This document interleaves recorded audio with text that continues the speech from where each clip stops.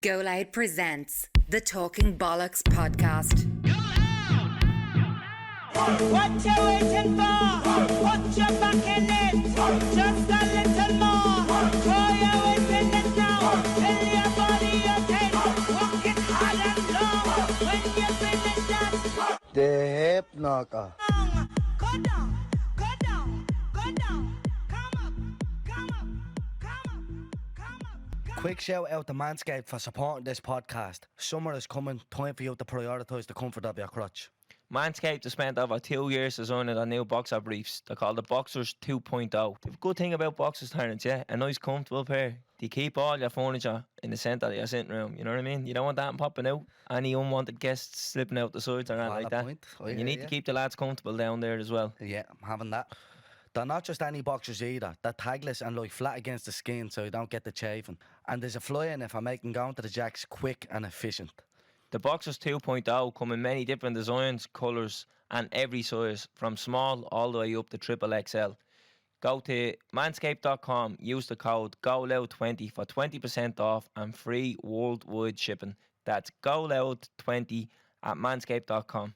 Once the Boxers 2.0 touch a sack, you'll never go back. Boom, episode 87 of the Talking Bollox podcast, brought to you by Go Loud. It's me, Terry Flower, It's me, COB. and this week we're joined by Stephen Travers. Stephen. How's things? How are you? Very good, thanks. Good to be here. Thanks for coming in to us. Oh, it's my privilege. I mean, it's a whole new audience for me. Yeah. When Stephen came in, he said, we usually go to floor 3, and we had to tell Stephen, we're not even allowed down there. Yeah. Only suits down there. They have a barrier down there, a bloke just saying, no, not them tonight, two. yeah. It's like But, bouncer regulars only. yeah, it's one of them. Pat Kenny and all down there. We're not allowed to associate with all of them. Okay. But, however, we're going to jump into the zinger, Stephen, yeah? Yeah. Do you know what a zinger is? Well, I listened to a few of your podcasts, and yeah, I think I know what a zinger is. It's kind of an either or. Yeah. Yeah, that is what it is. So the zingers from the previous week, Stephen, yeah? They're very controversial, Stephen. Do you not Okay. ask the family about them? You'd be Okay. killing each other in the house. I know I call it this, or I call it that, or... Second World War, Third World War. Yeah, basically. These ones are easy ones anyways for you. Okay. Do you prefer ice cream or ice pops? Ice cream. This was controversial, wasn't it? There was more of it. Calvin, Yeah. I know what you're going to say. yeah. Do you know Twisters? You know a tangle twister? Twister. A tangle twister. You know the green and white ones. Oh, like an ice pop type thing. So what would you call that? An ice cream or an ice pop? Oh, an ice pop. Yeah, it's an ice pop. That's what I said, and people were saying to me, no, it's ice cream. But No, you said it's an ice cream. no, I said it was an ice pop. I said anything with a stick in it is an ice pop. Did you? Yeah. I thought you were saying it's an ice cream. No, and you were shouting at me over it. I was like, no. Yeah, no, that's an ice pop at definitely. Yeah. But you'd prefer ice cream over ice pops? Yeah. Actually, I bought. I think it's called a 99. Is it? Yeah. Yeah. I bought a 99 recently. It was the biggest one I've ever seen, and I loved it. Yeah. Do you know, I don't think enough shops do 99s anymore. I remember growing up, you go into any shop and you could get a 99. Remember you used to have like the machines? Yeah. And now you can't get them anywhere. Out in Hout. Well, You can that's get like, them that makes sense. Hout, Dunleary, the likes of that. But like, I think more local shops need to start doing them. Like your local Spar and Central, you should be able to go in and just get 99. Yeah. But you can't do that anymore. You can't beat them. Yeah. Well, Sprinkles. yeah. Syrup and all a over. flake. And a flake, yeah. Yeah, and an extra flake for 50 cents. Yeah. Top of the range. Yeah. But you can't get them anywhere, so No. we settle for ice pops. Tangle twisters and Yeah. brunches and stuff. Well, the girl asked me if what I wanted on it. Excuse me, I have hay fever, but and she gave me a list of stuff, sprinkles and I don't know, hundreds and thousands or whatever you call them, and all of these things. I went for blueberry syrup or something. I think it was. Yeah. Yeah, tops. I'd have just tell them to throw all the syrup on it. Every all the sauce, sprinkles. every colour, yeah. Everything you have, and then the thing just runs into your fingers and you have sticky Yeah. hand for the day. It's there. the experience, though, isn't it? It's Yeah. all it's an experience. And when you go get to use your 99. phone, then it's all sticky. Yeah, basically, yeah. So ice cream, 59% of people, and ice pops, 41% of people. That's close enough. Yeah, it is. I think that's close enough. Stephen, I have a good question for you. Would you rather take 1 million now in cash, or flip a coin to get 100 million? I take the 1 million now. Would you? Really? Yeah, Yeah. no Would you? question. Yeah, no question. Yeah. Why? 100 million is life changing. A million's probably not life changing, Yeah, is but it? I haven't that much left in my life to spend 100 million, so I'll go for the 1 million. That's a. Good You argument. could look at it that way, but it's still. What if you flipped it? You won it. It goes down to your family. That's generations. Look, Yeah, but what if you flipped it and you lost it? it's a valid point. You're in the same position you're in now, then, aren't you? Like- Yeah, but you're not the one, you know, because you're like, I had a million. Yeah, I know. 'Cause that's your million. Like, regardless whether you say yeah or no, you have the chance to have a million. I know. I'd flip the coin though, So would I. Okay. but only because it's 100 times more. Like if it was 5 million, I wouldn't flip the coin. Yeah. If it was 50, would you? Probably, yeah. Yeah, same, yeah. It's a big jump. Like I'm not saying a million wouldn't change my life now. It would. I'd be able to buy a house. I mean, it's Probably have to do the house up, and then that's it. The way houses are these days. I said it's not life changing. Obviously, it's life changing. I meant like you're not set for life with him. No, you'd still be working. You'd still you're not gonna leave much to your family. I don't think you'd leave the house. So by the time you buy the gaff, you haven't got a euro. Yeah, well, you'd buy a house. You'd probably have to do the house up. There's Yeah. houses in my area going for 500 grand, and then they need work done on top of that. Yeah. Right, so half of it is gone, just getting the keys to the house. Work done on top of that. You'd probably get a new car, a decent holiday, and you'd be lucky to get the rest in jellies. Then you're going back up to collect the scratcher. Basically, yeah. So I'd flip the coin. Okay. Yeah. I'm flipping as well. Well, I hope we end up with that problem. Yeah, it'd be a good predicament to be in, wouldn't it? Yeah, until you lose. Yeah. Well, look, You know. you know the risk. What was the? Oh, bollocks, they're not The get the results, percentages. Right, the percentages of that. So 71% of people take the million because they're right. It's a very logical thing to do. Yeah. And 29% to flip Well, the coin. All of us idiots. yeah, Give us that flipped. Times are hard, and that just goes to show it. 30 euro left. Do you know what I mean? Stephen, you actually have a singer for us.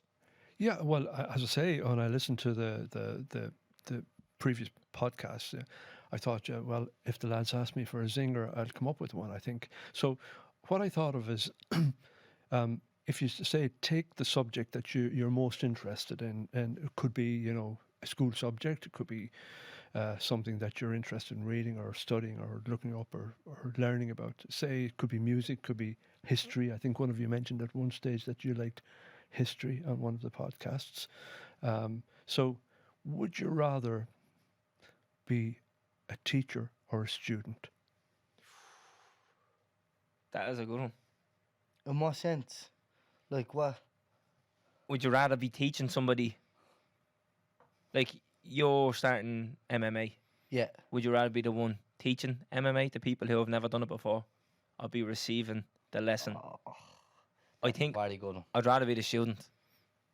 I'd rather be the student because I love when I know nothing about something and every day you're like, oh, that was lethal. Yeah, And Jesus Christ, we're only scratching the surface. yeah, It's everlasting. It's never ending, the amount of learning you can do with something. yeah. You can always improve. So I'd hate to be the one who basically knows it all and is passing it down. I wouldn't hate to be the one, but I'd rather be the one on the other end. I love learning. I'd hate to try. Yeah, but imagine trying to get the message across, and you see it's not going. Like they're not picking her up, and But how then what about frustrating the that ones must be. when they do pick her up? Yeah, but I just That think must be back to when rewarding. I was in school, and imagine being a teacher and dealing with like 30 students or whatever it was at the time. And you'd be like, I'd hate to be in that position now. So I'd rather be the student all day. I agree with that because I remember when I started playing music first, every new thing that I learned, the excitement, and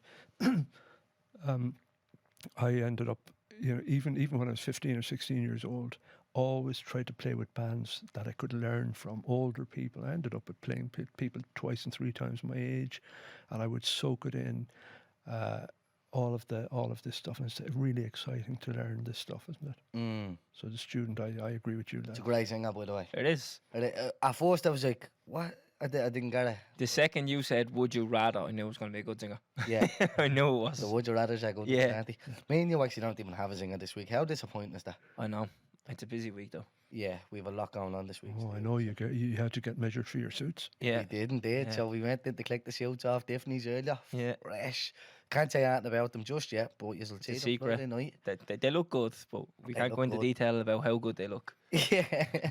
But live shows on Friday night. Yeah, so well, we're that's tomorrow night when this comes out. Yeah, so we're in Vicar Street Friday 19th.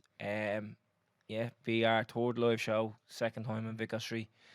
I don't think it gets any easier, to be honest. It Like, gets harder. yeah, the nerves are there, the expectation is there, and it's just, I think that's what it is. I think the expectation. So I think the first two went well. yeah, So now it's the like, bar is set, and you're just like, oh, you have to meet it every time. yeah, but I think the crowd nearly does half of the job for us. Yeah, Like, the crowd is just with you the whole way, no matter what. Like, we know, even if we came to a standstill and we literally forgot how to talk for 5 minutes, the whole crowd just starts singing or something. and they Like, we laugh. can never lose Yeah. with the crowd, you know, that The type of way. crowd are electric. How do you find performance, Stephen? Especially at the start. in Vicar Street. Well, in general. In general, yeah, there was, when you're young and you want to perform, when you're a kid, you perform in front of the mirror, you think you're Elvis Presley, Yeah. I'm not sure if you know who Elvis Presley was, Of but course, we're not that bleeding. I think that young. Actually, I think it's his 45 years today since he died. But That's sorry to interrupt you. This has happened to us on a few episodes in the last few weeks. We'd bring up a topic just randomly, Yeah. and it'd be the anniversary of Yeah, something it has. related to that Yeah. topic.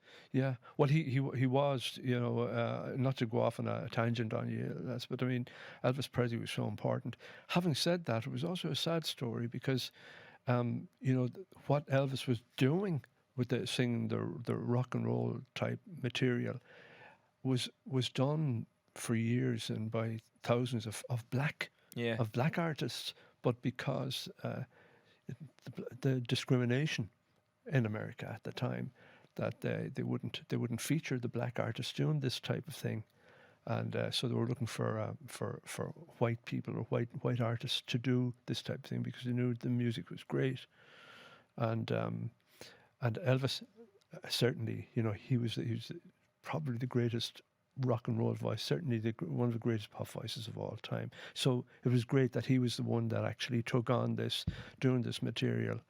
And when you consider it, the type of thing that influenced Elvis, also influenced people, the big, what we call the 60s revolution that happened in the 60s. I always say that for me, the 60s started on the 5th of October 1962 when the Beatles released a song called Love Me Do. And these songs, the Beatles and the Rolling Stones and the Kinks and the Animals and all of these bands were heavily influenced by black music in America, R&B, which today you call sort of rap would be R&B and that, but this was rhythm and blues going back in the day. It was sort of like rock and roll with a bit of an edge. And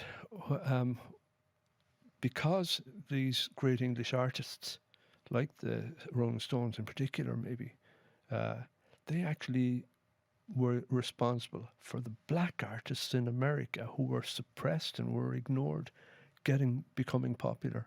So you had the likes of, B.B. King and Howlin' Wolf Berry. and all of the Chuck Berry, exactly, people like that. So it's because of that revolution that, that it happened for them. But sorry to go off on a tangent, but the minute you mention music like that, my head just fills Yeah. and I'm 16 again, Yeah. But remember, we had Christy Dignam on a few weeks ago, and he was saying it's the 60th anniversary of rock and roll.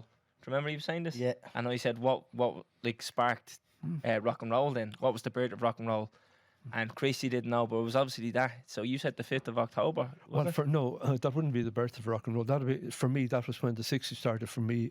In 1963, I was 12 years old. Yeah. So I hit the ground running for what they call, what they call, people refer to as the 60s.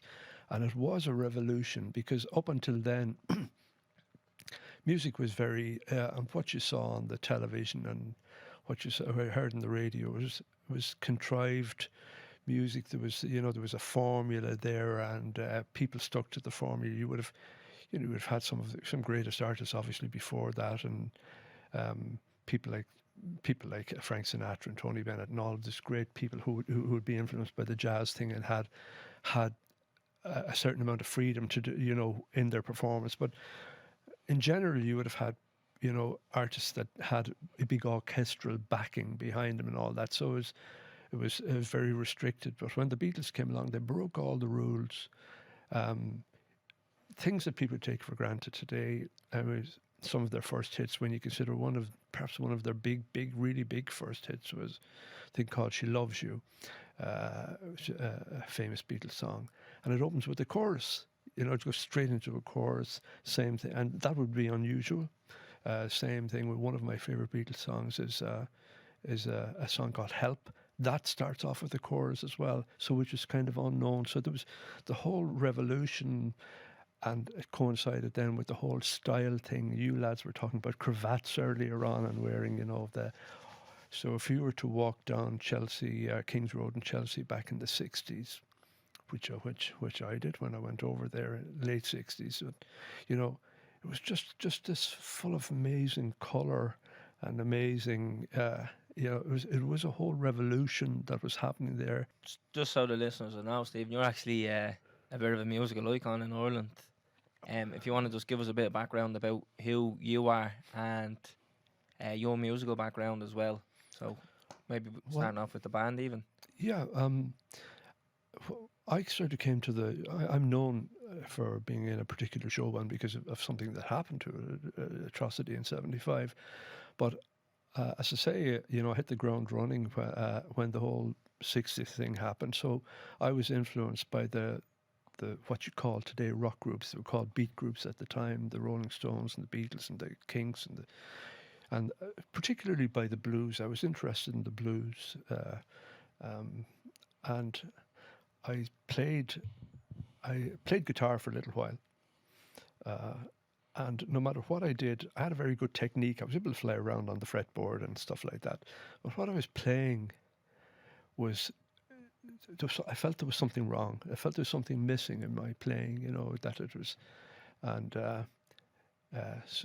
so one day a neighbour knocked on the door. A young fella called Noel Kelly came up and he said that they had a little band called The Web, way ahead of their time, and they were doing a lot of rhythm and blues and stuff like that. And he said they needed a bass player, and I didn't really know, what playing bass was about. I didn't understand what it was. Just thought it was like a guitar with 4 thick strings on it, and so I said to myself, I'd give it a go. I wanted to be part of this sort of rock scene that was happening in the little town, South Tipperary and Carrigan-Shore. So I said, well, sure, I'll join the band on bass, but I don't have a bass guitar. And they said, well, our bass player, our former bass player that's leaving the band, a lad who had a particularly memorable name, his name was Chelsea Power, which sounds like a rock star's name, doesn't it? I mean, Chelsea Power. Terrence's cousin. And I have a lot of family in Clonmel as well. Down Tipperary, down that neck of the woods. Probably because. Well, I think everybody in Waterford is called Power, aren't they? So maybe you have a lot of cousins. Loads of us down there. And Chelsea had no real interest. I don't know what his real name was, but they always called him Chelsea. Maybe he followed the football team or something. I don't know. But I remember they said if you can get £2.50, this was the old money, which would be about €2.50 or something like that, whatever it was. We'll put the other £2.50 in, and you can buy his bass guitar for £5. And so I asked my dad, can I have £2.50 for a bass guitar? My dad didn't know what a bass guitar was. He loved music. It was classical. He loved classical music and Irish music and stuff. But he gave me the £2.50, which was a lot of money at the time. This is going back a long time now. But so I went down, and I remember Chelsea came to the door and handed me this bass guitar. It wasn't even in a case. And the minute I handed him the £5 and got this thing in my hand, I felt like I was plugged into the universe. It was the most amazing feeling ever. I just thought something happened, and I ran home with it, and I played it. I didn't know what I was playing, it was sort of a whole new experience, and with the thick strings, and I wasn't using the plectrum, and I remember big blisters came up on my fingers, and then the blisters burst, and my fingers were bleeding. I kept on playing it, and when I'd sit down, I'd run home from school at lunchtime when everybody had their dinner at lunchtime instead of having it in the evening. But I'd run home from school and I'd have my lunch, and I put it on the chair across the table, just so that I could just look at this bass guitar. It was a real cheap one. You know, it was no more than a plank with 4 strings on it, and very hard to tune. But I loved it, and I began to realise what it did, what the function it played. It laid down the groove in the band, because even you lads love rap and all that type of thing, and a lot of the stuff you hear on drum and bass. Well, obviously the bass is such an important foundation for all that, and I realised what it did, and I got better and better. And it was the easiest thing I ever did in my life. I didn't even have to. After a while, I didn't even have to think about it. Just picked it up and played it, and then I kind of got a reputation as being a good bass player. And when you do something like that, or you find something that you can do, whether it's in sport or whether it's in music or whatever it is, you kind of get a little bit of pride in yourself, and you're not invisible anymore, because most kids, when they're growing up in school, they're invisible, with the exception of a few maybe standout kids in the class who are good at sport or good at school or whatever it is, and they're the stars, and everybody else is an onlooker. And all of a sudden, you become, you've got something that you can be proud of. And so my reputation grew. And when I used to play at little sort of dances and gigs around, tennis clubs and that type of thing would have the dances. And even when I was going to school, when I was doing my leaving cert, I was out gigging the night before. My parents were horrified, but so, and then my mother kind of talked me into getting a real job. So I went to London after the leaving cert. I was young. I was 17, and I told her I was going to get a real job in London. I really intended to join the Beatles. That was my ambition. Yeah. And you believe that when you're a kid. You believe. When they hear me, they're going to sack Paul McCartney and bring me in. But of course, unless you have these dreams, it doesn't happen. So. But I ended up playing with a lot of people, and I got a real job. I was working in the city, in the financial section, in insurance, and I met a lot of people, and I played every type of band. At one stage, I think I was playing with 4 or 5 bands at the same time, different days in the week, and played all the American air bases, and I got to know the people there, and they introduced us to a lot of the American soul music and a lot of the blues stuff and all that. And then the country and western boom happened in Ireland, and everybody was getting well paid for it. So came back to Ireland, joined a country band, and that's a great experience, because it steadies you, But all during that time, I was interested in playing jazz and blues and a lot of what people today might call prog rock, progressive rock, a mixture of jazz and that. But to earn a living, you had to play the type of music that people could dance to. And that's always been the case, because Irish people love dancing. And this is why the show bands, which had started about 1962, around the same time as the revolution was happening in England with the music, the Beatles and all that, Irish bands began to get together, and they found that if they had a brass section, they could cover a much wider range of music. They could cover a lot of the soul music, the James Brown type stuff, and a lot of the, at the time, Tom Jones, all that type of thing. So very versatile. The show bands were very, very good, and there was obviously, and there would be a top tier of show bands as well. And eventually, I started getting calls to join some of the bigger bands, and in 1974, the Miami Showband, which was a huge band, they had been established in 1962, and they had broken up, or it split in 67, and they did a very clever thing. The guys who left the band to form another great band called the Sands were replaced by young musicians who were on the beat scene, the rock scene in Dublin.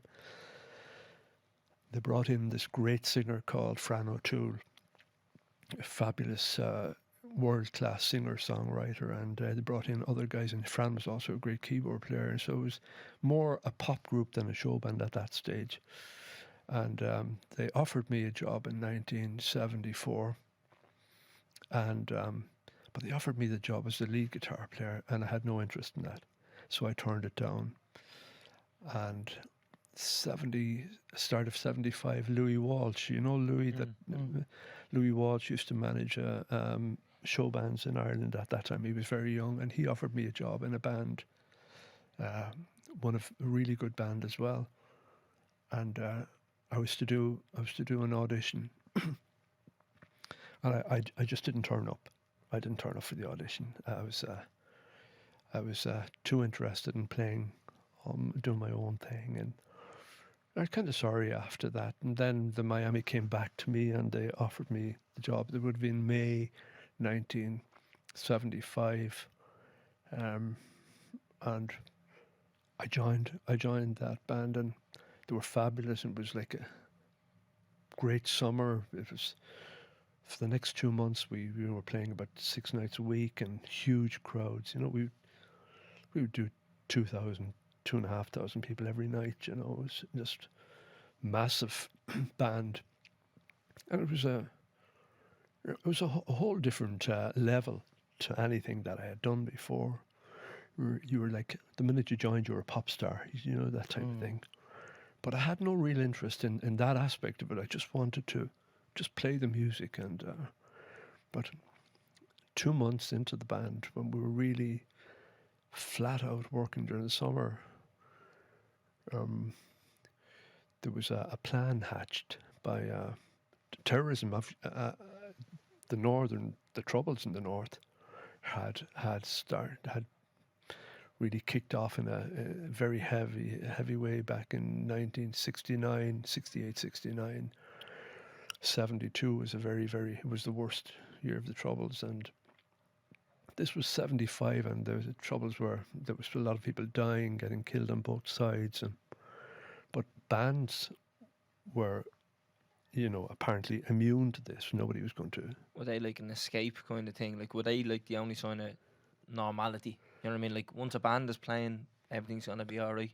Absolutely, Calvin. Yeah, that's what it was. The bands, and there was a lot of show bands used to play with, you know, north and south, and for that period of time, you know, that couple of hours that they would play in a hall, say especially in the north, sectarianism would be left outside the door. You know, people, Catholics and Protestants, it was never about religion, but Unionists and Nationalists would come to, you know, young people would go into the dance halls, and enjoy the bands, because like our band was made up of Catholics and Protestants from north and south, you know, and I didn't even know what religion the lads were. And Didn't care really. couldn't care Didn't less. matter.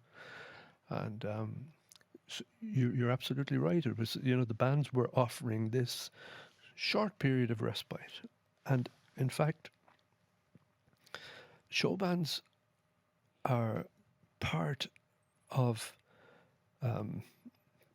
would be accepted by both traditions in the north as being part of their heritage, which is a wonderful thing to say. It just shows you the power of music.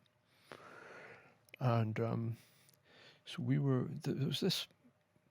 there are people who wanted to make the troubles, as they say now, make the troubles worse before they could make it better. That's what they said that they'd do. There was this plan hatched that if they could frame a band as being terrorists, if they could make it look that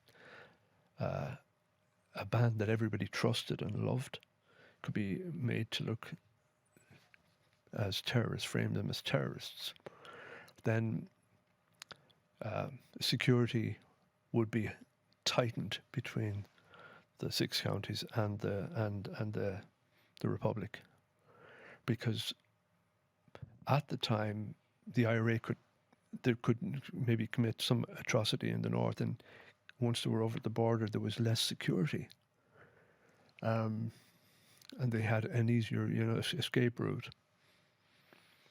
No, if you remember, at the time there was loyalist paramilitary groups, and there was Republican paramilitary groups operating in the north, and the loyalist paramilitary groups were working absolutely in collusion with the security forces, because there was a crossover. There were members of the security forces were also in loyalist paramilitary groups,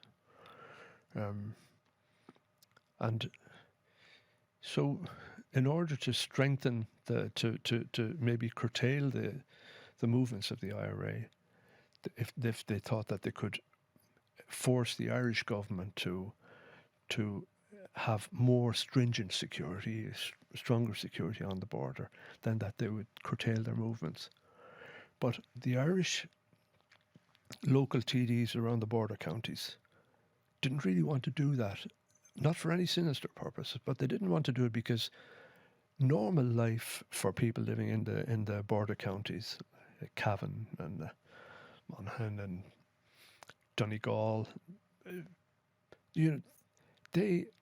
people would live close to the border, and they would maybe walk or drive over the border to get cheaper petrol or food, or cigarettes were cheaper in the north and that type of thing. So it was part of everyday life, and to try to restrict people and stop them and search them every time they walked 100 yards over the border or whatever, would disrupt normal life. So the TDs didn't want to get involved in this type of thing. And so the plan was hatched then that if we make some pop group look as if they were terrorists or working with terrorists, then that the Irish government would be forced to do that. And they chose the Miami Showband to be the patsies, the ones that they were going to frame. So we were playing at the Galway races. I think it was on the Monday and Tuesday. I think it was Monday and Tuesday. The last week in July 1975. And we had a great time. We were playing a big place called Sea Point. Thousands of people go to the Galway races, and then they go out to Sea Point in Salt Hill, which is just the seaside resort just outside Galway City. So it's going to be packed. And we did the 2 nights there. And strange enough, while we were there, we got news that one of the icons of the Irish show bands, a great bass player called Tom Dunphy, who had been with the Royal Show Band, and then later with at that time with a band called the Big Eight, and they had a residency in Las Vegas in the Stardust Hotel. So the big band. And I knew Tom because I had stood in for him when he was sick. He was down with flu a few years before that, and I was only a teenager, but I was actually hired to stand in for him, which was a big thrill for me, So we got word that Tom had been killed in a car crash, and there was a bit of a damper on it when we were going home and thinking about that. But being young, you kind of put it behind you. So we went back to Dublin. I was living in, we were all living in Dublin. We're based in Dublin. So normally we'd have one night off in the week. Normally it'd be maybe the Tuesday, but because we had played the Monday and Tuesday at the Galway races, we were going to have the Thursday off. So, but in the meantime, we had to play the Wednesday night in a place called the Castle Ballroom in Banbridge in County Down, just north of Newry. And so we played the gig, and there was 6 of us in the band. And after the gig, our drummer, Ray Miller, decided he was going to drive home to Antrim. He was from the north, because we had the Thursday off. He was going to go home to his family, visit the family. And so there's 5 of us on the way back home. We had a Volkswagen minibus for the personnel. We didn't travel with the gear. The gear travelled in a van ahead of us. And for some strange reason, the ladies in the ballroom, they asked us if we'd like something to eat. So we were delayed, and the gear van was gone just about 5 minutes before us, which was unusual. Normally we'd be gone before it, but we had the next night off, so we thought, yeah, we'd sit down and we were having a chat. And it was one of those unusual things. They were serving Irish stew. I always remember that, and I've always had a big appetite. And Fran and myself said, you know what, we'll have this. And so we headed off then after that. On the way home, we're about 6 miles from Newry, between Banbridge and Newry, and we're stopped at a roadblock. And normally if you're stopped at a roadblock, you know, Brian McCoy, who our trumpet player, lovely man, he would just open the window, and he always drove the personnel van. He'd open the window, and everybody knew the band. Certainly would have known Brian. He'd been in the band for a long time. That, you know, that maybe asked for an autograph, or this, talking about now the UDR security forces, not so much the English soldiers they wouldn't have known, but certainly the UDR, which was the largest regiment in the British Army. A lot of them would have been part-time soldiers, and but on this occasion, they when they flagged us down, Brian opened the window, thinking that this was going to happen, or they might ask for a cassette or a record or something, you know, and have a chat and say, you know, where were you playing tonight, that type of thing. But they told us to pull in off the road, and that we had to get out of the van, which was unusual. So we got out, and they told us to put our hands on our heads at the side of the road. It was a bit of an adventure for me. I wasn't used to it, you know. I was the youngest. Well, I was the newest in the band. I was second youngest in the band. The lads in the band, there was a fabulous guitar player. We struck up an instant friendship. He was from Kimmage there. Tony Geraghty. He was one of those rare geniuses, you know, a fabulous player and very funny lad. So Tony was on guitar. With Des McAlea was on saxophone and singer. Fran O'Toole, obviously. Fran was from Bray, and a very funny fella. Very, very. The girls loved Fran. You know, he was a pop star. You know, but a very, very witty and brilliant musician. And then there was Brian McCoy, the trumpet player, and as five of us. Brian, Des, Fran, Tony, myself, and we had our hands on our heads, and these soldiers were asking us questions. They were joking with us, and, you know, saying, you know, bet you lads would rather be at home in bed than standing at the side of the road. We were all relaxed and just thinking nothing was, you know, there's no problem, no danger, anything like that. And When they're saying that, are they saying that in a malicious way? Or? no, they knew exactly what was going to happen. It's one of the terrible things, Terence. You know, if somebody knows that they're going to do something terrible, and yet they're able to joke and laugh, you know, it's a kind of very sinister thing. You know, it's Evil. It's evil. Yeah, it is. But we had no idea there's anything going to happen. So.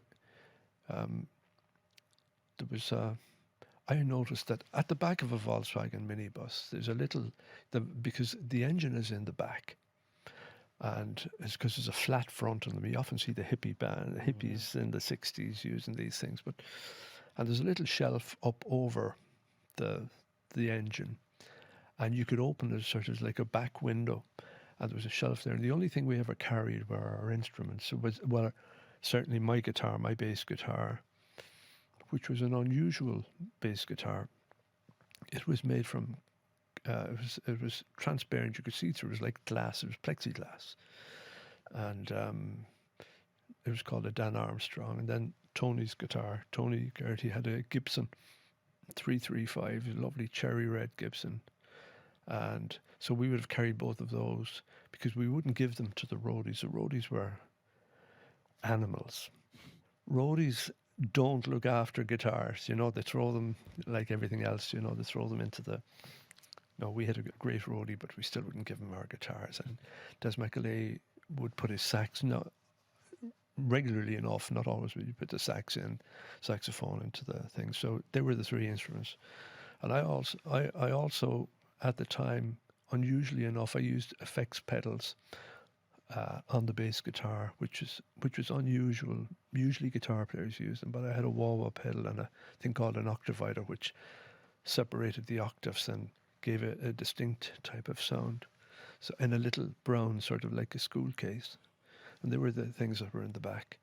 And I heard the soldiers, when we had our hands on our heads, I heard the soldiers at the back of the van, and they had opened that little back, the window. And I was worried about my guitar. And I'll tell you how I wasn't taking it that seriously, you know. I thought it was like being in the movies, you know. I mean, this is stopped by soldiers, and there's something to tell. My wife, we were only married exactly a year at the time, Anne and I, and there's something to tell her when I got home. You know, we were stopped by soldiers. You never guessed this, you know, and they all had guns and all this kind of thing. Was there British soldiers there? Well, at this stage, we just saw the UDR, which would be made up of the of people from the north, northern accents. Yeah. And when I heard them at the back, I took my hands down and walked back, which is a silly thing to do, really, especially with somebody pointing a gun at you. But I saw no danger, and I just said to the two men who were at the back, and they were opening my guitar case. I said, "Can you be careful with that, please? I'll open it for you if you like." And I went to put my hand on it to open the case properly, and he hit my hand and he knocked my hand down, and he pointed at the little case, the little school case with the effects pedals in it, and he said, "What's in that?" And I said, "It's just effects pedals." And he said, "Are there any valuables in it?" So I was surprised that maybe he thought the money from the gig was in that, but we didn't. We didn't have anything to do with the money. The roadie would have done that. I said, "No." And he punched me in the back and he knocked me back into line. And at the beginning, I was in the middle. There was Fran, and there was Tony and Fran were on my left, and Des or Brian and Des were on my right. But when he pushed me back into line, I was now second. There was Des was closest to the van. He could actually touch the back of the van, and then I was there, and Brian was beside on my left, and then this man arrived. Now, whether he was there all along or whether and we hadn't seen him, I wasn't sure, but he had a very posh English accent, and he was clearly, I was convinced, having worked in the city of London, I knew the difference between an English accent and, and so did the lads, because our lads were, especially the two guys standing at either side of me, Des and Brian, were from the north, and they would have known the difference between a northern accent and an English accent. This man had a very posh English accent, and he was in charge. He took charge, and he started to talk to the other soldiers and asked them, what they were doing. And one man said that he was taking their names and addresses, and he changed the order. He said, "No, I want their names and dates of birth," and things like that. And Brian McCoy nudged me because we had our hands on our heads, so he was able to tip my elbow with his elbow, and he said, "Don't worry, Steve," he said, "this is British Army." What he meant was that we'd be away quickly. There'd be more, this was a professional soldier, not a part-time like most of the UDR men were. And Desley on the other side, again, because I was the new guy, and they were kind of trying to put me at ease, worrying about my guitar. He said, "Don't worry," he said, "the army's usually careful with the equipment." And so we were happy to see this British officer in charge, because we thought we'd be away quickly. And then what we didn't see was that there were two soldiers were planting a bomb underneath the driver's seat. It was 10 pounds of commercial explosive like gelignite. This wouldn't be the homemade stuff that we now read about. This is stuff that they blow up quarries with and mountains. And the plan was that they would tell us we wouldn't know about this bomb, and they would tell us, "Oh, thanks very much for your cooperation. Off you go. you can imagine, you know, that these guys, knowing that this was going to happen, they were still joking with us. And so nobody would have known about them stopping us. And we would have, the thing would have exploded. According to the forensics, it would have exploded maybe 10, 15 minutes afterwards when we were on our way down the road, perhaps in Newry or perhaps just over the border towards Dundalk. And we would have gone down in history as terrorists or as people who were carrying bombs for the IRA or and I often think about it, you know, my wife would have had to live the life of the wife of a terrorist. My daughter would never be born. Fran and Brian's wives, they would have been labelled as the wives of terrorists. The families would have been disgraced forever. And the Irish government would have been forced by, you know, international opinion would have said, well, look, you can't trust anybody here. Seal the border. Don't let anybody search everybody. But fortunately or unfortunately, depending on how you look at it, while they were planting the bomb, these two unfortunate men who were planting this bomb, a man called Harris Boyle and another man called Wesley Somerville, this thing triggered and it blew them to pieces. And it completely, I don't know if you've ever seen any pictures of the van itself, but it was blown to pieces. It was, and I'll never forget the sound of the bomb and the intensity of it and the light. It was like living inside like living inside a flame. And everything went into slow motion, and I was lifted off the ground. And it was like slow motion, and the gunfire started immediately. And I could hear the gunfire, and I tried to run, but my legs were off the ground. And I remember my back was arched, and they tell me I was shot while I was in the air. And I was actually shot with what they call a dum-dum bullet, which is an explosive bullet. It's designed, it's hollowed out, and it's designed so that it explodes on impact. And it shattered into 16 pieces and did a lot of damage to my insides. It hit me just above the right hip, went up through my gut, exploded in my gut, and then the rest of it continued travelling through my left lung, which collapsed, and then it came out under my left arm. And it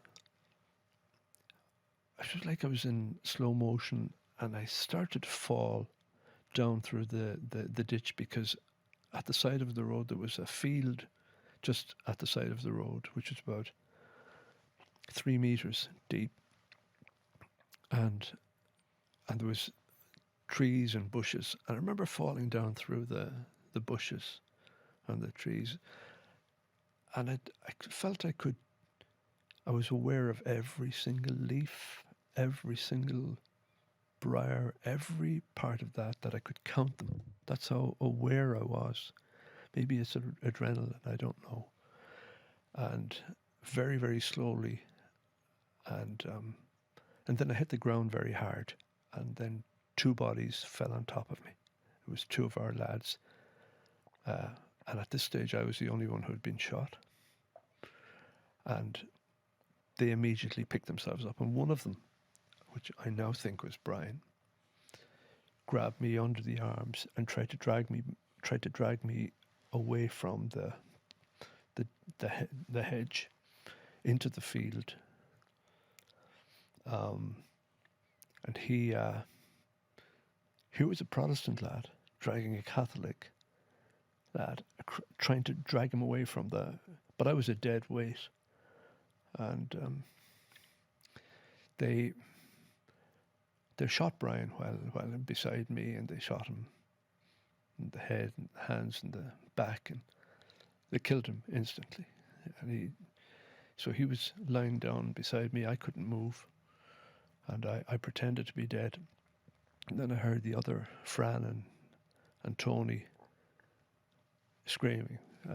They caught them quite close to us, and they gave them pretty bad deaths.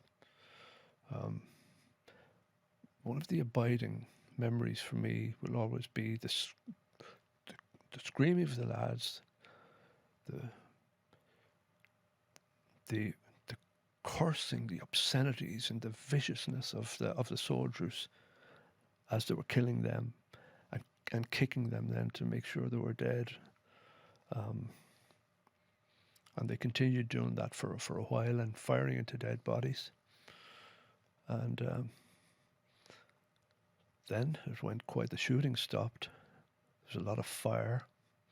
A lot of, the ditch was on fire.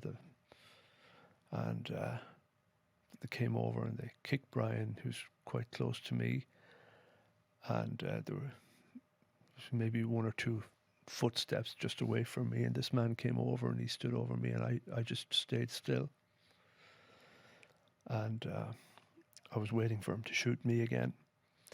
And the dilemma is, do I get up on my knees and beg him not to shoot, or do I stay quiet and stay where I am? And my face was in the grass, just stayed still. And somebody on the road shouted down, "Come on, those bastards are dead. I got them with dum-dums." And miraculously, this man just turned away and started to walk away from me. And I was still waiting. I kept saying to myself, the further he walks, the less accurate he'll be if he shoots me. And I was determined not to move or to cry out, but he didn't shoot, and he went away. And then I heard when they appeared to be gone, all of the ditch was on fire, and the other survivor, Des McAlea, was he had hid, and they didn't see him, but he was in danger now of being burned alive because the fire was getting closer and closer to him. But they had gone at this stage, so he called out, and he called Tony and Fran and Brian. There was no answer. And he called me and he said, and I answered him. I thought I answered pretty clear, but he tells me afterwards that I didn't, that I just groaned. And he said he was going to go for help. So he got up onto the road, and he says that there was terrible carnage on the road. You can imagine the two men who had been killed and there was parts of them had been blown into the field as well. And he was gone, and I was there for about 45 minutes, maybe an hour because he got into Newry police station, which was about 6 miles away, and he reported it. But the army and the police wouldn't come in into the field because the bodies might have been booby trapped. That was often the terrorists would do that type of thing. So I was. It was a beautiful morning. It was about 2:30, 3:15 in the beautiful morning on the 31st of July. And I remember looking up at the sky, and it was about a half moon, a little less than a half moon. I think trying to figure out what had happened. I couldn't work it out. I thought that maybe we had been caught in a crossfire. Maybe these soldiers had been attacked, maybe by the IRA or somebody. This is what I was trying to think of, because it never dawned on me that the people who were, soldiers would do this to us. And so I remember thinking to myself, I couldn't feel any blood, so I didn't think I was shot. I didn't realize I was shot. And I was putting my hands around, my shirt and my jeans, and couldn't feel any blood. And then I remembered the man saying that we had been shot with dum-dums, and I thought a dum-dum meant a blank bullet, because I didn't know what that meant. Yeah. So I thought, I'm okay. And I remember kicking we used to wear these ridiculous platform shoes. I'm sure you might have seen them in the movies. And I remember tapping them together, my feet together, to see if I had my feet. And I was relieved that I had. And then I put my fingers across my chest, and I counted my fingers, and I could move them. So it was very important to a guitar player, to a bass player, have your fingers, and move my neck. And I actually sat up. I found that difficult. So I turned over and I got up on my knees, and my stomach had been extended. It was all my bleeding was internal. All the damage was internal. So there was no bleeding outside that I could feel. And I stood up. I tried to stand up. I found that, and I fell down again. And I'd get on my knees, I'd stand up, and I'd fall down. That went on for a while. So I decided to check out the other lads. So I crawled around on my stomach. And I always remember the smell of burning blood. And I'd crawl around, and I tried to talk to them. I tried to wake Brian, and I thought, how worked it? I said to myself, he's been knocked out. He fell off the.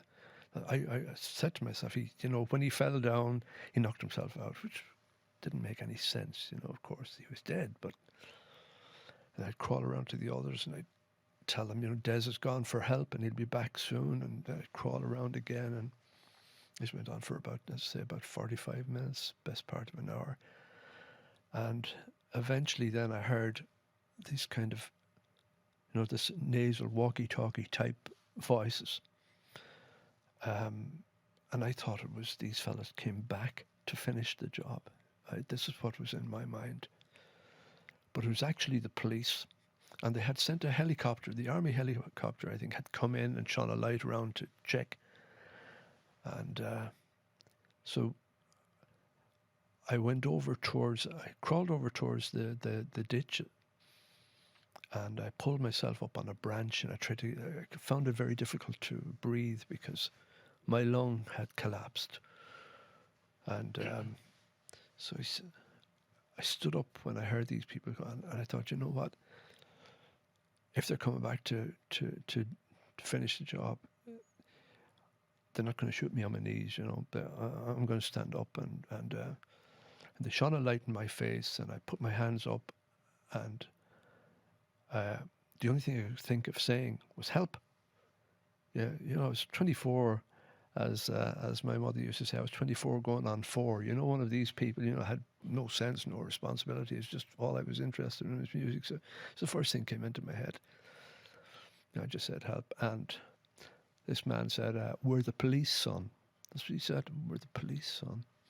And so I went to move towards him, and the field was sort of, it was uneven, and I tripped and they caught me. And back in 1974, the whole macho thing, you weren't supposed to be caught by 2 men, that type of thing. And so I sort of got back on my feet, and they helped me over to not the side of the road that I had come down, but there was a little side road, and there was a fence, and it was like a diamond shape, like in the wire fence. And they said, and there was an embankment then up onto the road, and they said, we're going to lift you over this fence. And there was a couple of ambulances up on the road. So I said, no, I'll climb over this myself. You can imagine, the state I was in. I was insisting that I was going to climb over it. And of course, with these silly platforms, usually it wouldn't fit into the little diamond shapes, I gave up on that, so I allowed them to lift me over the fence, and then they brought me up onto the embankment, and they put me into an ambulance. And immediately there was the driver started to drive off, and there was an orderly or a paramedic or whatever it was. The man was sitting beside me in the ambulance, and he told me that I grabbed his leg, the calf of his leg, and I told him to stop immediately, that we had to wait for the lads. And always remember him. He said, no, don't worry about that. He said, we've got ambulance for all of you. You're all going to get your own ambulance. And they brought me to Daisy Hill Hospital, where they patched me up. And I remember when they put me on the operating table in Daisy Hill. Some of it, it's almost comical when you look back on it, because they put me on the on the operating table, and they started to question me. They said they didn't know who we were. And whether these were people working in the hospital or whether they were police, I'm not quite sure. And they said, where are you from? And at the time, we had a house down in South Tipperary in Carrick-on-Shore that we had built. And our neighbour who had built another one was had just joined the Garda band. He was a musician, great musician, Billy Byrne. And he had joined the Garda band maybe 6 months before I had joined the Miami. And we left our houses down there, and because we were based in Dublin, both of us, Billy had rented a house in Clondalkin. So he said, there's a big house, why don't you and Anne come up and share it with Marie and myself? It's a big house, and we'll, split the rent or whatever it was at the time. So we were lucky that we were actually, we were living together at that stage, and they were able to look after my wife Anne. She was only 21 at the time. And so when the doctors or whoever it was that was questioning me said, where are you from? I said, Clondalkin. And they thought I said Dundalk, which would have been close to the border. Maybe, it would have been used by, quite, maybe it was quite a Republican area. And so this man that asked me that said, why are we not surprised? I didn't know what they were talking about. So they thought we were, people involved in some sort of an act of terrorism of some sort. And they said, what are you doing up here? And I said, we're playing. And I thought they knew who we were. And this man cynically said to me, he said, playing at what? I still couldn't figure out what he was getting at, And I said, playing music. And then somebody realized, what, this is the band that was playing, but this is the Miami Showband. And all of a sudden then, they started to the job was to keep me alive, and they were great people. I remember just before they put me asleep, this nurse said, I'm going to cut off your jumper. I had a black jeans and I had this sort of crew neck jumper, a blue jumper. I said, no, you're not. I only bought this last week. And I actually bought it, I think it's Duke Street or something, is that it was called there, just off Grafton Street. I said, no, you're not going to cut that off. I said, no, we've got to cut it off because they must have seen there was blood on either side. And I wouldn't let them cut it off. I put my hands down like that. And so they had to put my hands back and take it off. I just wouldn't let them do it. I was concerned about the jumper. I woke up about, I don't know, maybe 8 or 9 hours afterwards. The first person I saw was my wife. I mean, she's particularly beautiful, always was. She's a gorgeous looking girl, and just saw her standing there, and she had been, rushed up to Daisy Hill Hospital. Billy and his wife brought her up. As I say, we were very lucky that, when they got word, brought her up. And the minute they got there, Billy said, we're here to see Stephen Travers. This is his wife. And the man with the clipboard, the security man at Daisy Hill Hospital, looked at the clipboard and he said, Travers said, oh yeah, he's dead. That's what they told her. And she went to pass out, it was just a young girl, not used to anything like that. And Billy said, no, you should better check that again. We've been told that he's in theatre. He said, oh yeah, sorry, my mistake. Yeah, he's in theatre. And so when I woke up there, here she was, this beautiful girl, and just the tears rolling down her face. And the minute I saw her, that to me then was, I'm going to live, how could I possibly not live with, so I was determined. And the people in Daisy Hill Hospital were just, they gave me back my faith in humanity. They were just fabulous. They did everything for me. And I got to know the surgeon, Jimmy Blondell, quite a famous surgeon, because these people in Daisy Hill and in the hospitals in Belfast as well, were the most experienced in the world in dealing with that type of trauma, bomb and shooting and all that kind of thing. And I got to know Jimmy afterwards, and he was very sort of stern man. I remember when he was in the hospital, he had to be, and he told me afterwards that I died twice on them, and that the other people on the operating team that day said to him, look, he's gone, Jimmy, he's gone, let him go. And he said, no. And he told me he shouted at the anaesthetist, and he said, squeeze the aorta, man. He said we can get him back, and he did twice. So just amazing people. We don't value these people enough until we have to, But so they're amazing people, and that's basically what happened. It affected my life forever. I thought afterwards I'd get my life back,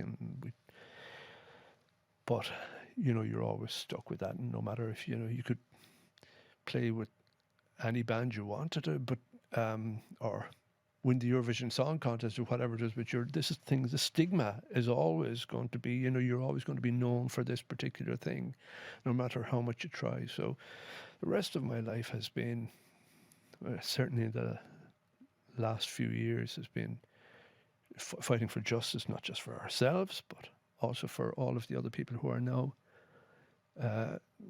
threatened. They're being threatened by this law that they're trying to pass in Westminster, and they probably will pass it in some shape or form, to deny them justice. And these would be Catholics and Protestants. It's not just Catholics. It's people from that were impacted by violence from all sides are being denied justice. So that's why I've dedicated my life now to doing that. Our case was settled, if you can call it being settled. It was settled last December. But some people said I should have just ride off into the sunset now and enjoy myself, but I can't do that. Not until everybody gets justice. I'm not going to rest easy until they do. Yeah, that's a hard story to listen to, Stephen. You can see, obviously, I can imagine what it's like for you. I can't imagine what it's like for you to tell it and kind of relive it, even though it was all those years ago. Like, it is something that you will always have to live with. You don't just get over it. I don't think any amount of time will help you get over something like that. And then especially, as you said, you're constantly fighting for justice after it. So you can't ride off and sunset. It's not going to be easy for you. So not only are you dealing with living with that and the trauma of that, but you also have these court cases and stuff. We were talking before we start recording about how kind of unbeknown to the younger generation the troubles was, not just in the north but in the south of the border as well. And we were talking about the Dublin bombings. Yeah. So in 1974, there was a series of bombs detonated in Dublin and Monaghan as well. Then I think it was an hour later. So you had said that if you were to stand on the top of Grafton Street with a clipboard and ask how many people do they know when Dublin was bombed, you'd probably get 99% no. Mm-hmm. Just for anyone that's listening that isn't aware, Parnell Street, one of the bombs was detonated in Parnell Street, and one was detonated then just where Goiny's is on Talbot Street. And there's actually a monument on the top of Talbot Street facing Connolly Station to commemorate all the people that died there. And the reason why I brought this up is because the people who were involved in that were actually the people involved in the incident on your night. Yeah, and the reason that that we talk about this, and the reason that I'm here to talk about it, is obviously there is, as you say, a whole generation there, and perhaps two generations, who wouldn't know that any of this happened. And it's important that we know our history. It's important that we know that we don't make the same mistakes as we did before. That working class people are being manipulated by powerful people to hate each other. I've often said that, if you're brought up, bounced on some sectarian grandparent's knee and told to hate the person next door because they say different prayers to the same God, this is how people are manipulated and how powerful people stay powerful. Ordinary working class people have always been manipulated, have always been the cannon fodder for these for these powerful people, and so education, education, and education are the three most important things that we can. So we can't afford not to know the mistakes of the past. We can't afford not to know our history. And sadly, and I've brought this up with a number of politicians over the last few years in particular, because I'm part of an organisation called TARP, Truth and Reconciliation Platform. And you can see tarp.global, tarp.global. You can visit that and you see the work we do. And I've brought it up again and again that history is now an optional subject in a lot of schools, and it's that's a dangerous thing. That's a dangerous thing because social media can rewrite history in a day, in 24 hours. Some powerful person can start saying things, as you can see yourself, whether it's Trump or Boris Johnson or any of these people, they can get millions and millions of people to believe what they say. And I remember getting a call one time from a very, very good, decent politician called Gary Gannon, who's a Dublin politician. He was, at the time that Gary called us, he had been at a TARP event, and we have these TARP events.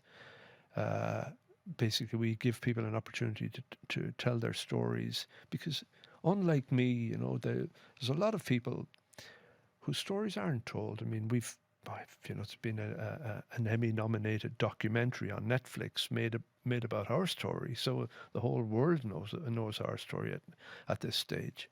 And there are other high-profile cases, like maybe Dublin Monaghan, Bloody Sunday, Bloody Friday, Oma, which the anniversary was only yesterday, and Enniskillen. Any of these things, these terrible atrocities, the Reevy brothers, 3 innocent lads murdered on the 6th of December 1976, and then the following day, then you had the terrible atrocity that's known as the Kingsmill Massacre. All of these things, we give people an opportunity to tell these stories. But Gary Gannon got in touch, and we knew Gary's work because he takes underprivileged, at the time, taking underprivileged children and getting them into university. He was working closely with Trinity College and other colleges. So Gary said, there's a parallel here. He said radicalization, young people being radicalized into paramilitary groups and being brainwashed, and there's a parallel with young people being radicalized into drugs, working with drugs gangs and that type of thing. He said ultimately the violence is the same that happens, and people should be aware of the consequences of violence. And in TARP, we never ever lecture to anyone. We don't say to people, we're here to tell you not to use violence. We don't say to somebody, you shouldn't use violence as a way to change society or as a political expedient. We don't say that. We just say, you know what, use violence if you want, but we're going to tell you the consequences. Because when I was growing up, and very often, as you see in movies today, or you see, on the television or whatever, somebody gets shot and they put their hands up to their chest, close their eyes and drop down. That's not the way people usually die when they're shot. There's massive trauma to the body itself. I've crawled through body parts. I've crawled through bits of people around a blood-soaked field. I know what that's like. I know what the smell of burning flesh is, because when somebody gets pumped with bullets, the flesh actually cooks because the bullets are hot. So all of these things remain, a part of my memory, and consequently I have PTSD. So it's difficult for me to stay focused all the time on what I think is real life. But so Gary said, young people need to be told the consequences of actual violence and how it feels, and not just for the person who's directly impacted, but also by, the families and people who are left and bereaved, and people who have to watch their children deteriorate in front of them. So, would you consider going into some of the schools in Dublin and just talking about the consequences, the real consequences of violence. So Eugene Reevy, who's one of the co-founders of TARP with me, Eugene's brothers were the 3 Reevy brothers that were murdered. And he's an amazing man. He's gone to London today now to lobby in Westminster and stand out and try to tell all of these Tory MPs not to pass this law to deny people justice. Eugene is an amazing person, you know. He's one of my great heroes, and to work and to know somebody like that. We're very close. We're not just colleagues, we're friends. And Joe Campbell, whose father was a policeman, was shot as well and murdered. He's there today, as are the people who were murdered by the IRA in Birmingham. Their loved ones, the Birmingham bombs. We had Michael D put on a big reception for them when they came over, because they're not being treated properly by their own government in the UK. The Lord Mayor of Dublin put on a big event for them as well, just to show them solidarity. And we had Rose Conway Walsh from Sinn Féin was actually at that. Good, decent people as well. So you had people cross-party, Fianna Fáil, Fine Gael, Labour, Greens, all of them at these events, you know, showing solidarity. And there's some great people in the government today. And basically what we're trying to do is to say, you know what, this was unnecessary. You know, that the first thing we have to do is to talk to each other. Dialogue. And as you can see in the documentary, the Netflix documentary, I sit down with the UVF, one of the paramilitary group that shot me and murdered the lads. No, the particular man that I'm talking to on that. A representative of them, though. Yeah, he's that's a form of words, but yeah, and so without dialogue, how are we going to fix things? Yeah. Because I could never condone violence. I could never say that, but I understand when a momentum happens, and when there's such a momentum that people can't say, you know, we're not going to stop for dialogue here. We're not going. There's people being killed on both sides. There's terrible things happening. It's very difficult to sort of stand back from it all and say, but there have been great people, you know, who had that sort of presence of mind. But I understand why this thing happens. I understand how it happens, but it doesn't have to happen. So these are the lessons we have to learn from the past. Yeah. Look, I only watched a documentary recently, and of course you'll always suffer with PTSD after an incident like that. But you said something really powerful in the documentary, and you said you asked your wife if she thought you changed after the attack, and she said to you it was like learning to live with somebody new again, like learning to love somebody new again. Yeah. Did you not feel that in yourself, or? Funny enough that you say that, Terence. It's not something that I realise, but other people have picked up. People have picked up on that all over the world. I remember giving a talk in Phoenix, in Arizona, and there was a young man stood up, and he asked the same question. You know, no, you don't see the changes in yourself. You know, if you have somebody there who can, you know, act as somebody, you need to be told this, don't you? You know, and to become aware of it. But also then you have to accept the changes that happen. You have to accept that, you know, I remember when we did a project for the Department of Foreign Affairs where we actually filmed a lot of the people and put them on the TARP website, telling their stories, because, you know, they don't get, as I say, documentaries. So we were giving the people, and I was doing the editing on the filming, you know, so I would have had to watch this maybe 50 times, somebody talking about the trauma that you know, that happened to them, their children being killed, or their fathers, mothers, brothers, sisters. I mean, so while I was editing this, as I say, I had to watch it multiple times, and it began to have an awful effect on me. But I didn't see that, and I needed somebody to tell me, you know, you got to stand back from this. And also, a friend of mine who had been very badly injured in Lough Island, he said, you know, I think you need to see a psychologist. You need to see somebody to get some counselling yourself. And you're inclined to say, no, well, no, I'm fine. I can deal with it. But you can't. You can't deal with this. So I did see a psychologist, and this person was absolutely brilliant. And I'm so glad that I did it. Mental health is something that we should be aware of, and mental illness. And it's something that whether it's the worry or the trauma that people experience because they can't get a place to live, that they can't get a house, that they can't get a mortgage, that their fear of eviction, all of these things weigh so heavily on your mind that they get a form of PTSD as well, that you're terrified that you're going to be on the street, or that you're going to have to move your family back in with your parents who are elderly, all of this type of thing. So, I think that we should be aware. Sometimes we're inclined to think, look, let politicians, I don't care about politics, or I'm not going to bother with that, and they're all a bunch of gangsters and all this thing. You can't afford to do that. You must be aware. You must be. What you guys are doing here, you bring real life to people who don't really pay much attention to it in the first place in many cases.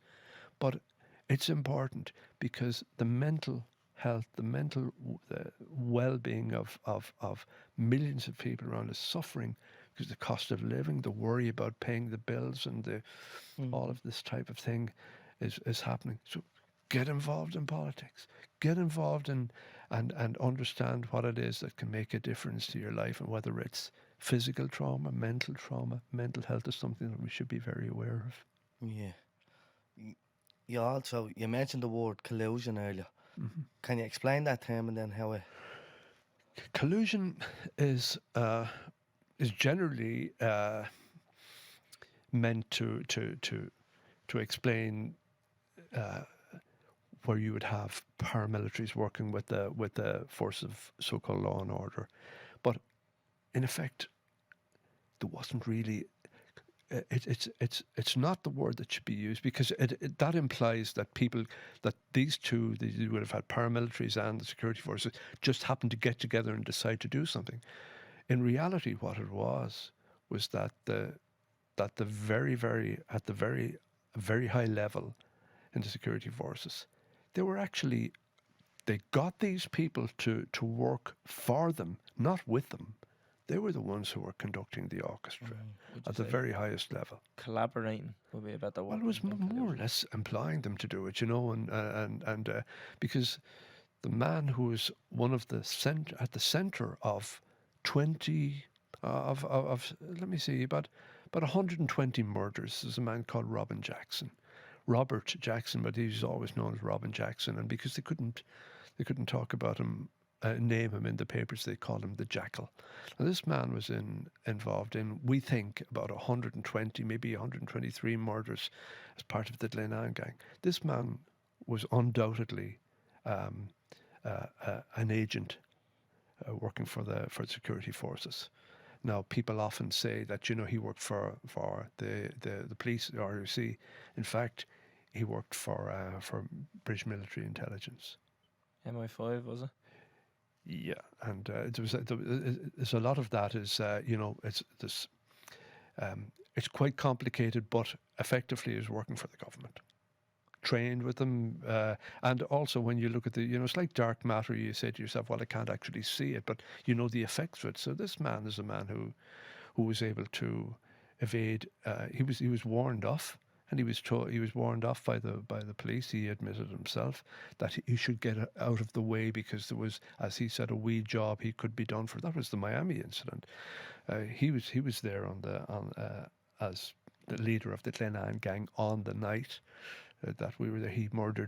We believe he murdered Joe Campbell's father. He was which wasn't a Glenanne case, but so he was just brought in. He was their agent, as a psychopathic murderer who was a dreadful character altogether. So collusion, yeah, it's more than just people getting together and decide, we'll form a band here. This was a case of these people being brought in to do a particular job. Mm-hmm. You said that you are working to in Westminster to block this law being passed? What law is it that?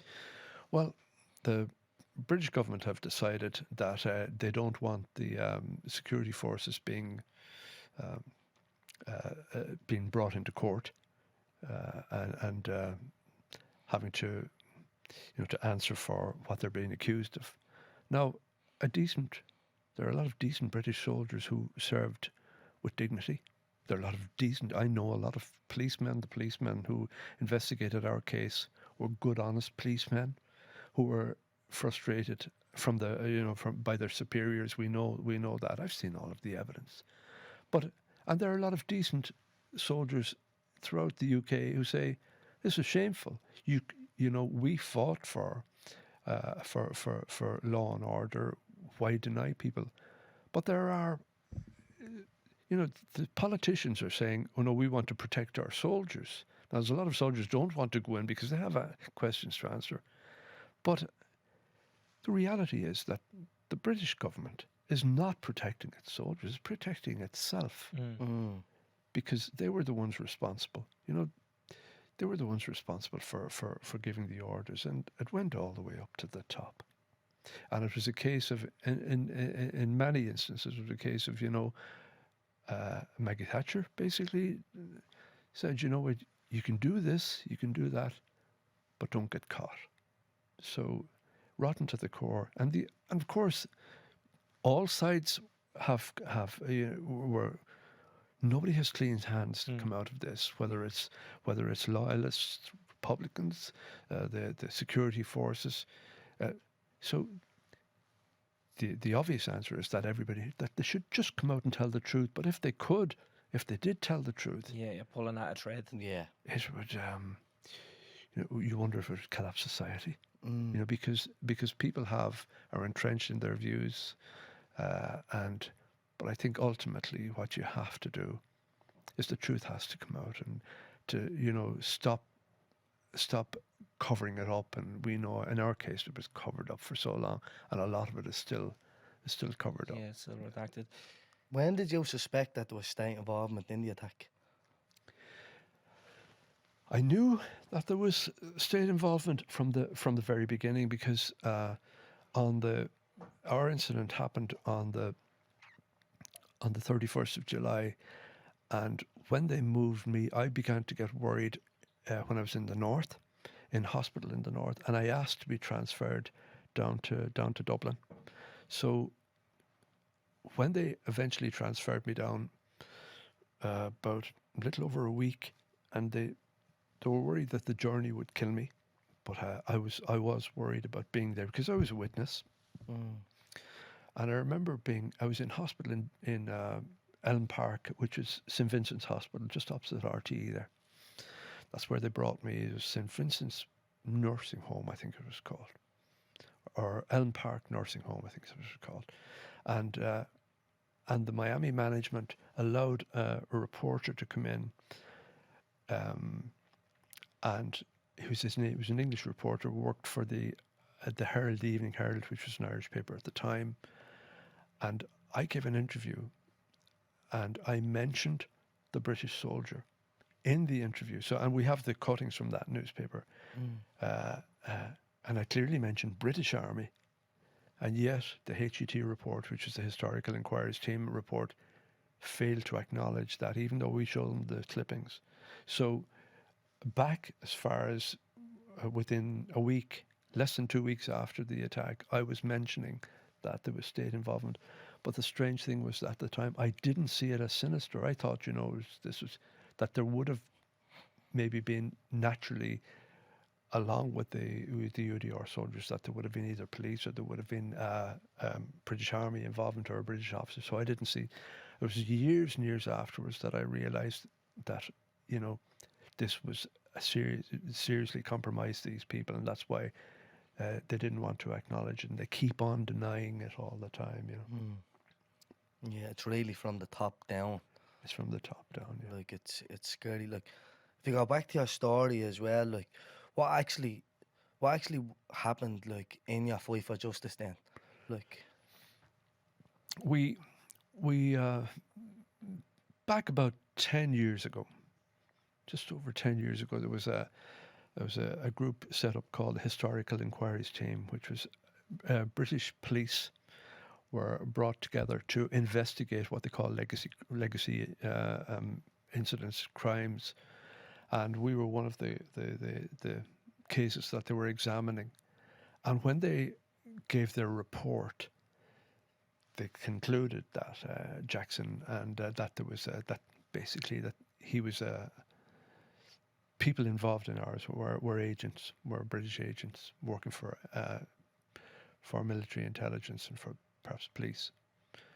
And so we knew then that we had a case that we could take, and we took the case thinking that this case would be.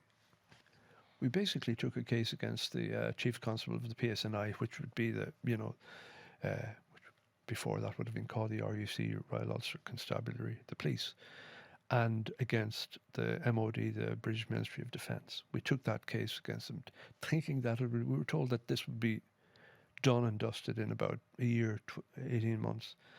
And they fought us tooth and nail all the way, didn't want to go into court. First of all, they said that there was no case and that it was too long. And almost 10 years afterwards, we eventually got them into court, and they insisted on settling the case. I didn't want to settle, but they told me that the other three people involved, Fran's wife and Brian's wife and the other survivor, that they wanted to settle. And although there were four separate cases, they said that they wouldn't settle any unless all the cases were settled. And I still didn't want, and they offered us a settlement, and the others wanted to take it, and I said no. So it's blackmail, really. Yeah, they kept it going. I said no, and then because of this, they tried to introduce this law to stop all the cases. Then, and I still said no, thinking that that it's impossible for these people to shut down legacy cases because it goes against all human rights cases. ECHR, the European Court of Human Rights, all of these things. How could any civilized government, any civilized country, shut down access to the courts? And you must remember, we're only one case of over 3,600 people were murdered, over 40,000 people like me were injured, and then there are traumatized families on both sides, Catholics and Protestants. It's terrible. So to say to them, we're now going to deny you access to the courts, it's terrible. So last July, so July 21. The British government announced this, that they were going to present this thing to Parliament, that they were going to shut down all the cases, including cases that were already before the courts. And of course, there was outrage by people, but all of the political parties, north and south in this country, and on the island of Ireland, everybody from our current government and all of the parties here, and the government, the parties in the government in the north, all opposed it. All said, you can't do this, because they all have constituents who've been impacted by this. And but the British government had at that stage a majority of 80 in the House of Commons. Now they have 79. And they said, no, we're going to pass this because you're going to protect our soldiers, which of course, as I say, is just to protect themselves. Yeah, that's the thing, isn't it? It's because they're dragging old men in for stuff that they don't, but their comeback in defence is, I was only following orders. So where did you get the orders from? Yeah, it's the higher up. So exactly. Who will have to and so then they withdrew the offer, even though I had said no. They withdrew the offer, so it was academic. And then they said that they were going to have this law passed. Basically, we often call it an amnesty, but in reality, it's a statute of limitations that we're going to stop it. And then they said they knew then they weren't going to get it passed because there was opposition, some opposition in the UK. Certainly, they would have had difficulty getting it through the House of Lords, the upper house. And so they said our case was listed. One of the cases was listed for December the 13th. of last year, and it was Fran's wife's case. And then they included Brian's wife's case in that as well. And eventually they included our cases, and they knew then that the game was up. So if they fought the case, that they would have been, that all of the truth would have come out. And I wanted to fight it, and they offered us, again, they offered us a settlement money, and the other three cases were keen to settle. Perhaps they wanted closure. They wanted to, because we're not young anymore. I still said no, and then they told me I was the only. I may have been the only one. I'm not sure that didn't have legal aid. So if there was a delay they told me if there was a delay in the case, if there was an adjournment or perhaps an appeal or whatever, by the time we'd get into court again would be the end of 2022, and that law could be passed then, and so nobody would get any closure, nobody would get any acknowledgement or compensation, what small as it was. And so they were effectively blackmailing me into saying, you're going to be responsible for stopping the others getting, closure, justice, or whatever. So I settled on the 13th. I wasn't happy, but at least we know that because they paid out, There's some form of- that they're admitting to something. yeah. So it's been a long struggle, and I've been asked again, time and time again, have you found peace? Well, I certainly haven't, because other people haven't found peace. Other people haven't got their day in court, and because this is, they're telling them you're not going to get into court. No, I think they have to allow the people whose cases are already before the courts, they have to allow those to come through. I don't think they get away with that. But there are people, innocent people on both sides, all sides, here in the Irish Republic, in the north, clearly, and in the UK, that they're denying them justice. So how can they call themselves civilized if they do that? A lifetime of trauma with no justice. Yeah. So I hope your listeners, I know they're young, and this is probably a difficult thing to hear, this type of testimony. I certainly didn't think that when I started playing that bass guitar, I paid a $5 for that, I was going to end up like this. I thought I was going to end up, just playing music and seeing myself out as a musician and that type of thing. And I never thought I'd end up being, somebody sitting here in front of a microphone talking about this type of thing. Never wanted to be that person. I never wanted to even announce a song, never mind go, I just wanted to lay down the groove with the drummer and that was it. And here I find myself in this strange position that I never wanted to be in, but I still find that the three lads that were killed and the whole band, when I joined the Miami, they made me so welcome.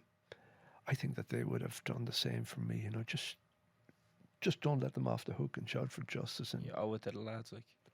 yeah, I owe it to them, yeah. Right, yeah. The documentary, it's the Miami Showband Massacre. It's still on Netflix now for anybody that actually wants to go and watch it. Terrence watched it recently, so did I. I watched it originally when it came out, and then I rewatched it then recently as well, just to brush up on it. But yeah, collusion is a big thing in the Troubles. It's a big part of the Troubles. But no matter which way you look at it, some people say it's sectarianism.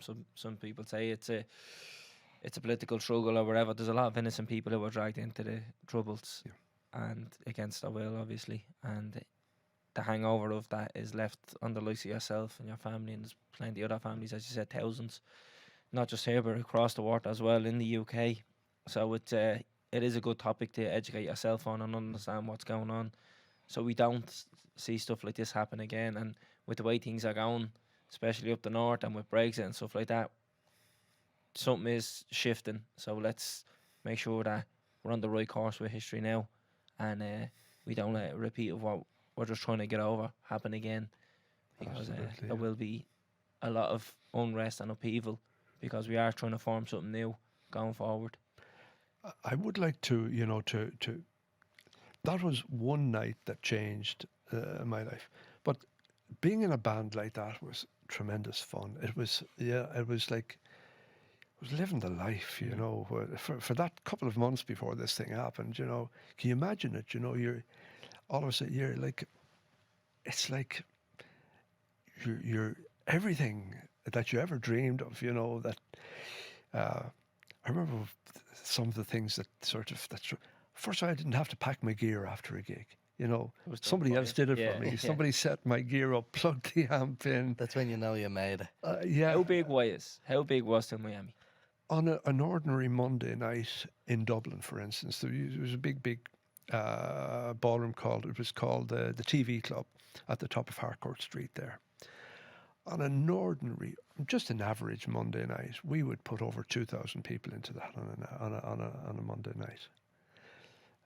That's mental numbers, that. Like on Monday night, a Yeah. band is on 2,000 people. And somebody could maybe put a marquee, a big tent up in the middle of nowhere, and in some country place that that maybe a village that of about 60 or 100 people, and we would draw 2,500, 3,000 people into the marquee From all over. from like. all over. Yeah, buses. mental. Yeah, This is what yours like. massive mega band. Or I remember we played. You wouldn't remember a band, but there was a big band, big international band called the Bay City Rollers. Back in the day, they were huge all over the world. And I remember we went to there used to be these things called awards nights. Starlight Award, Spotlight and Starlight with big magazine. And every year they'd have best band and best international band and best rock star and best singer and all this. I remember we would always get best band, best pop band, and there'd be best country band. And I remember being at this event. It was held in Portmarnock in the country club when it was all one big open venue at the time. And again, some of these names wouldn't mean anything, but the Bay City Rollers were there, and Van Morrison was there, the Chieftains, Rory Gallagher, all of these, all getting their awards, And the Radio Luxembourg was big at the time. It was a pirate station, and all the young people listened to it.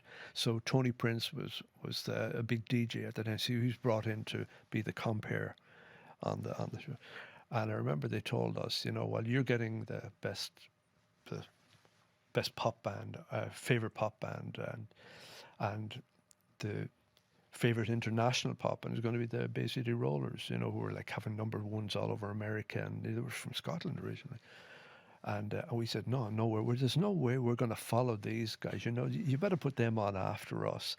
And Tony Prince said, no. He said, we're going to put them on, and then you're the only band that is capable of following. We said, we're not.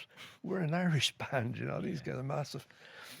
And so he said, yeah, well, you have to do this. This is the way. And the management said, yeah, you have to do it. So we were terrified, The Bay City Rollers are going to be mobbed, The crowd are going to go bananas when they see them. So the lads, I was talking to the Bay City Rollers before the thing, and they were all in their dressing room because they weren't allowed out, and so this guy announced them on stage, and the Bay City Rollers come out in there, and the whole crowd goes crazy, and they get their award from Tony Prince and all this, and then they trot back on into the dressing room. We said, how are we going to follow that, So they said, and now for Ireland's favourite pop band, so they brought us out. I'll never forget it. They attacked the stage. The young people jumped. One of the biggest frights I've ever got in my life. First time I've ever taken my guitar and thrown it over the drum kit to the roadie. Said, catch this because they're going to wreck it. Our suits were pulled off, so you better watch your new suits this year. They pulled off our jackets. I was terrified. I thought I was going to get killed. I mean, they loved. That's how big the band was, So we actually remember the Bay City Rollers saying to us afterwards, God, you guys were lucky to get away with your lives, and so on. And we were friends with them, and when we did concerts afterwards, and Les, who just the lead singer from the Bay City Rollers, played with us, and so we, it was just a wonderful time, and it was the showband era was it'll never be repeated again. It was the most. It was the greatest era for live music Ireland has ever seen before or since, because there were more professional musicians in full-time employment than ever before or ever since. It was a huge industry. There was, for such a small country, there was like about 12 up to 15,000 people directly employed in it, between the ballrooms and between the show bands and between the managers and people selling more equipment and customizing vans and all. There was just a massive, massive industry. Look, Stephen, we know we have to get you out of here Yeah, you know, we've and get you back down to Catch a Tipperary. train. yeah, to catch a train. Train. But thanks very much for coming in. Thanks very much for sharing your story. It'd be very easy for someone in your position to be like, look, we made a documentary about it, go watch a documentary, but you actually come in here and done that, so thanks very much for that. Thanks, Yeah, Terence. really Thanks, appreciate it. Terence, and thanks, Calvin. Yeah, it's a great privilege to be able to talk to your audience. Well, Thank you. we feel the same. Right, we wrap this up and get Stephen on the road. Right, that's episode 87. Boxed Is next off. week. Yep, boom. Subscribe to this podcast for free on the Go Loud app. What you waiting for? Put your back in it. Just a little more. Throw your weight in it now. Fill your body again. Walk it hard and long. When you finish that The hip knocker. song, go down.